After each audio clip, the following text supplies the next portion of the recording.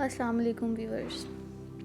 Being a YouTuber, being a human, being a daughter, मेरा एक सवाल है जो मैं करना चाहती हूँ। शायद कोई प्लेटफॉर्म, किसी जगह, कहीं पे किसी बेटी की आवाज़ सुन ली जाए।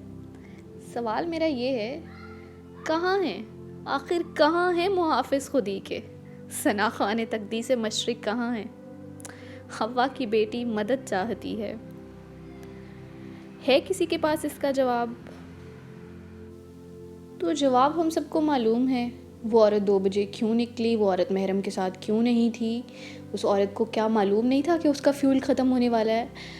ये सवाल हम सबके जहन में उठते हैं, लेकिन ये हल नहीं है। आखिर ये वाक़या सिर्फ़ उस औरत के साथ पेश नहीं आया, ये हमारे इर्द गिर्द रोज़ किसी मासूम बच्ची, किसी मासूम बच्चे के साथ, किसी औरत के साथ जहालत के ये वाक़यात, ये गलीज़ घिनौना जुर्म जो है वो हमारी रोज़मर्रा ज़िंदगी में मामूल बन चुका है। हम टीवी ऑन करते हैं, पूरे दिन की ख़बरों में कोई ना कोई एक पट्टी ऐसी चल रही होती है जिसमें जनाबिल जबर का वाक़या आ रहा होता है। हम इंस्टाग्राम, फेसबुक, कुछ भी हम स्क्रॉल डाउन कर रहे होते हैं अपने सोशल मीडिया के प्लेटफॉर्म्स, तो हम ऐसी ख़बरें रोज़ देख रहे हैं। आखिर कब तक चलता रहेगा ये सब? इस सो कॉल रियासत मदीना में हम रियासत मदीना वाले कवानीन नाफिज़ क्यों नहीं कर सकते? वो ऐसी कौन सी फोर्सेस हैं, वो ऐसी कौन सी पावर है जो इनको ये कवानीन नाफिज़ करने से रोकती है? It's very simple. अगर इनकी पब्लिक एग्जीक्यूशन हो जाए, अगर इनको पब्लिकली हैंग किया जाए, किसी एक को निशान इबरत बनाया जाए, तो क्या कोई काम पेगा नहीं इस घिनौने,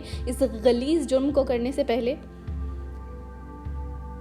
हमारी हुकूमत इतनी नाअहल क्यों है कि हमारे मुल्क में इस जुल्म के ख़िलाफ़, इस जुर्म के ख़िलाफ़ कोई सज़ा ही नहीं है, और जहाँ पे सज़ाएं नहीं होती वहाँ जराइम आम हो जाती हैं। तो द थिंग इज़ दैट कि अगर ये जराइम सड़कों पर हो रहे हैं तो हमें सज़ा भी सड़कों पर ही चाहिए। We only want the public execution. ये तो है हुकूमत का काम। फिर भी हमारे प्रोटेस्ट्स, हमारी आवाज़, हमारा मांगना, हमारा ये सब कुछ चलता रहेगा, लेकिन हमें अपने तौर पे सेल्फ़ डिफेंस के लिए कौन से स्टेप्स, हमें बीइंग गर्ल्स, हमें बीइंग डॉटर्स, बीइंग सिस्टर्स, हमें कौन से स्टेप्स को फॉलो करना चाहिए? सबसे पहले घर से निकलते हुए खुदारा आयतुल कुर्सी पढ़ा करें। आप अल्लाह की अमान में ख़ुद को सौंपा करें, अल्लाह हिफाजत करने वाला है बेशक।